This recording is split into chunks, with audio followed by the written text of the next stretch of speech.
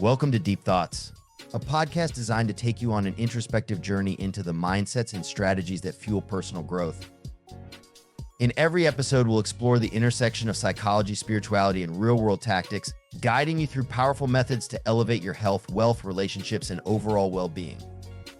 From deep dives into transformative habits and mindsets to candid discussions about the challenges we face in today's fast-paced world, Deep Thoughts is here to remind you of the untapped potential that lies within. If you're ready to disconnect from the distractions and connect with the tools and insights needed to create lasting change, this show is your sanctuary for self-discovery and empowerment. Tune in, reflect, and take action towards a more vibrant and fulfilling life. Hey there, music lovers and productivity hackers. Ready for a deep dive? This one's all about music and how it affects our work. And you guys sent in so much articles and research, even playlists. Looks like everyone wants that perfect soundtrack for success. For sure. We're digging into stuff like Forbes's Music Enhances Productivity, the science behind the 10 best songs. Oh, and that Atlassian blog, the Work Life one, they had a great piece on productivity playlists. Right. Plus some serious academic research, like real deep dives into the psychology of music. We're going to figure out why some tunes turn you into a focus machine. And others just leave you mentally wiped. It's more than just saying music makes work fun. We're looking at how it actually makes you better, more effective. Okay, let's get into it. Started with the science. It's wild. Music doesn't just hit our ears. It messes with our brain waves, our emotions, even how our body reacts. It's a lot happening under the surface when you're listening. Like your brain's pumping out dopamine, that pleasure and reward chemical. So it's like a built-in reward system for your brain when you hear a good song. Exactly. It's not just that catchy beat making you feel good. It's actual brain chemistry. So that dopamine, how's that helping us work better? Well, think about it. Dopamine keeps you going. You're motivated. When you're listening to music you like, your brain's basically giving you a high five for staying focused. I like that. Okay, and speaking of motivation, we got to talk about those top 10 productivity songs from that Forbes article. Get this. It's mostly classic rock, alternative, pop. We're talking Train's Drops of Jupiter, Fleetwood Mac's Dreams, Journey, Don't Stop Believin'. Oh, and even some neuter stuff like The Weeknd's Blinding Lights. It's kind of interesting, right? Like more than just people liking those songs, there's a pattern here. There is, totally. Music taste is, up to each person, but there are some things going on under the surface. So there's a reason these genres are always on productivity playlists. For sure. Think about it. Strong melodies, driving rhythms, lyrics that give you good vibes, or even nostalgia. So you're tapping into good memories while you work. Okay, I get how that helps you stay motivated. Right. But, and this is important, what works for one person might be a total distraction for someone else. You're telling me. So how do we figure out what sounds actually HELP focus? That's where understanding how sound works comes in. One big thing is tempo and rhythm. Upbeat music, strong beat, it can actually sync up with your body's natural rhythms. Like an internal metronome keeping you going. Exactly. And that's great for stuff that takes stamina, mental or physical. So if I'm drowning in paperwork, I should blast some Journeys. Could help. And don't forget bass. A strong bass line can actually make you feel more powerful, more in control. Wait, seriously? The music can affect how I approach my work that much? It is pretty wild. But it also means you got to be careful. What are you working on while listening to that bass? Don't want to accidentally channel that feeling into the wrong task. Good point. What about when you need that super focus, stick with familiar music, or try something new? That's where predictability versus novelty comes in. Stuff your favorite songs, that can actually help your brain be clearer. Because it's on autopilot for the music, leaving more brain power for work. Exactly. It's a comfy background without needing much attention. But then, new music, stuff you've never heard, that keeps you engaged with surprises. Like when you hear a song you love for the first time, you can't stop listening. Exactly. So it's a balance. Yeah. Familiar for focus, new when you need a little boost. This is making me rethink my whole music setup at work. That's what we like to hear. Now, how about we get even more specific matching music to different kinds of work? Let's say you're writing a report. Should you be blasting those pop anthems? Oh, guilty as charged. But you're going to tell me something different, aren't you? For stuff with lots of words, writing, editing, instrumental music is probably better. Words and music, especially in a language you get, they compete with the words you're trying to process in your work. Like trying to have two conversations in your head at once. Right. It's called cognitive overload, and it can really mess with your productivity.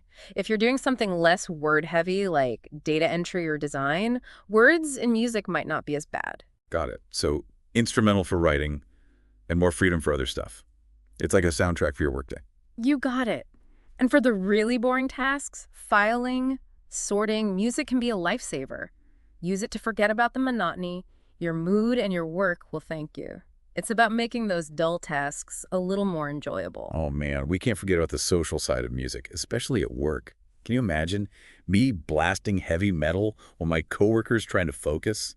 Probably not a good look, right? You're reading my mind. You got to think about your coworkers when you're all listening to music together.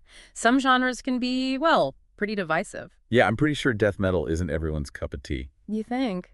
And it's more than just taste. Music can bring back memories, shared experiences, and that can be awesome for bonding a team. So finding common ground, using music to build that team spirit, maybe even have a team playlist. Now there's an idea. A fun way to find new music A&D connect with your coworkers. But bottom line, it's all about knowing what you need. So paying attention to how different music affects my focus and my mood. And what works for me might not work for someone else. Absolutely. And don't be afraid of silence when you need to really concentrate. Sometimes no sound is the best sound. That is a good point. We've covered so much, the science, the social side of things. We've even got playlist recs to get into later. But before that, let's tackle some myths about music and productivity. Stay tuned. And we're back. Before we got into how music can really impact our work, all that stuff about tempo and bass. Oh, and whether familiar tunes or new music is better. Right. But now, myth-busting time. And first up, a big one, the Mozart effect. Ah, that old idea. Listen to Mozart, get smarter. We've all seen those, what were they called, Mozart for Babies CDs? Oh, totally. But is there anything to it? Does classical music actually turn you into a genius? Not quite. No overnight geniuses here. But studies do show a link between classical music and better spatial temporal reasoning. Spatial temporal reasoning. That sounds kind of complicated. What is that exactly? It's basically being able to picture and move stuff around in your head in space and time, like solving a puzzle, playing chess, or even figuring out directions in a new city. Okay, so maybe not a genius, but a little boost in those areas wouldn't hurt. Myth busted.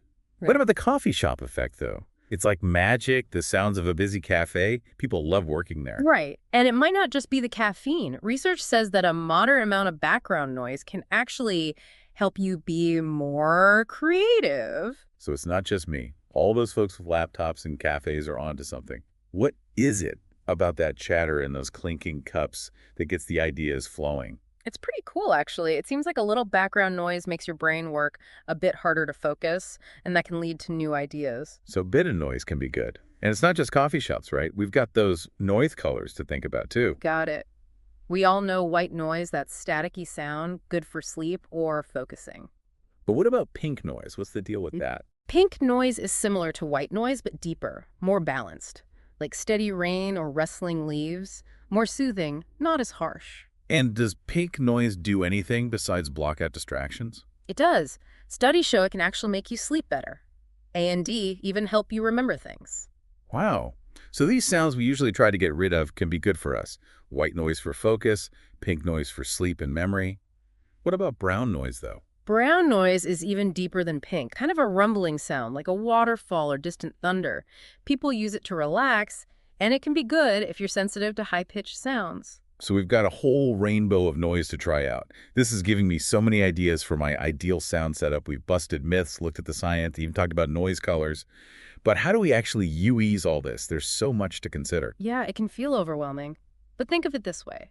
You're the conductor of your workday, and music's your orchestra. You can shape your mood and focus with the sounds you choose. I like that. So we're not just letting algorithms make our playlists, we're taking control, becoming sonic maestros. Exactly. Pay attention to how different music makes you feel. Upbeat stuff makes you energized and focused. Or does calmer instrumental music help you concentrate more? Maybe keep a journal. Write down what you're working on, the music you're listening to, how it affects you. Great idea. And remember, there's no one right way. What works in the morning might not work in the afternoon. So maybe I need some high energy stuff to get going, but something more chill for focused work later on. Exactly. It's all about figuring out what works for you and how you work best. And don't forget, silence is always an option. True. Sometimes our brains just need a break from all the noise. For sure. So try things out, find what works for you, but don't be afraid of quiet time, too. It's about balance, creating a sound environment that helps you work and feel good. This is making me so ready to make my ultimate workday playlist. But before we all go crazy with that, you were looking into those playlist recommendations. What are some good places to start? If you want something calm and focused, try ambient music. Tons of great playlists out there. Look for instrumental stuff, soothing melodies, not a lot of words. And what about something with more energy? For those times when you need a boost. If you're stuck doing something repetitive or just need a pick-me-up, upbeat pop or electronic music can be good. Find stuff with a strong beat, positive lyrics, something that makes you want to move. And we can't forget about those noise colors. For sure. Loads of white noise, pink noise, brown noise out there. Play around with them. See what helps you focus. You might be surprised at what works. So from classical to coffee shop sounds, ambient to electronic, white noise to brown noise, Yeah. there's a whole world of sound out there that can help us be more productive. And the coolest part is, it's all about what works best for you. It's like creating your own personal soundtrack for success. We're all DJs of our own work lives. Exactly. And who knows, you might even find some new favorite artists along the way. I'm already feeling inspired to change up my music. But before we all run off to make our perfect playlists, there's one more big piece. Music and teams. How does that all work? Let's jump right in. Let's do it. Teamwork time. All right, let's switch gears a bit here. Let's talk about music, but this time in the context of teams. Yeah. We don't exactly work alone most of the time, right? Nope, definitely not. Always got colleagues, projects, brainstorming sessions, all that. Exactly. So where does music fit in? Can it help teamwork, or does it actually get in the way? You know, it can do both. Kind of surprising, right?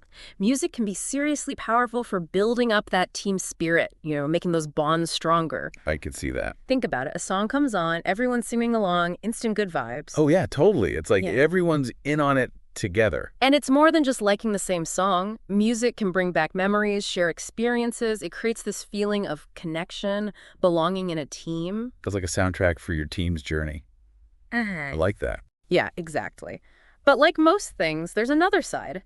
Music can also cause some trouble at work, especially when people have different tastes. Oh, yeah, for sure. What pumps one person up might totally distract someone else, or even annoy them. Exactly. That's why talking to each other is so important. Find out what your teammates like. Try to find some common ground. Maybe make a playlist together that everyone can add to. Ooh, that's a cool idea. Team building with a musical twist. Right. And if you're in one of those open offices, be extra careful about how loud your music is and what kind it is. Headphones are your friend in those situations. So be respectful of what others like, and find ways to use music to bring the team closer. It's pretty wild how music can play so many roles in our work lives. We've covered a lot today, from the science to the social side of things. Yeah, we dug into tempo, rhythm, bass, all that. Explored the differences between music we know and new stuff. Even busted some myths along the way. Learned about those noise colors, the coffee shop effect, and how important it is to create a sound environment that actually works for you, that you actually like. And the most important thing we've learned, we can all be the DJs of our own workdays, choosing sounds that make us feel good, help us focus, and get stuff done. So no more letting algorithms run the show. It's time to take control and make those soundtracks for success. What if we stopped just listening to music and actually started using it? Choosing sounds that help us focus, make us more creative, and actually enjoy work more. That's a really cool way to think about it. We can create a sonic environment that not only helps us get work done, but makes us feel better overall. This deep dive has been amazing. It's incredible how much we can learn about ourselves and how we work just by paying attention to what we're hearing all day. Totally agree. And the best part is, this is just the start of your sound journey. So go out there and experiment, everyone. Find the music that helps you focus, that sparks your creativity, and makes your workday a better experience. Thanks for joining us on this deep dive into music and productivity. Until next time, keep those tunes cranked up and those brains engaged. Thank you for tuning in to this episode of the Deep Thoughts Podcast. I hope you found insights and inspiration to take with you on your journey of self-growth. If you enjoyed the show, be sure to hit the subscribe button so you never miss an episode, and don't forget to follow us on social media to stay updated on new releases and exclusive content. See you next time, where we'll continue to help you grow and explore your full potential.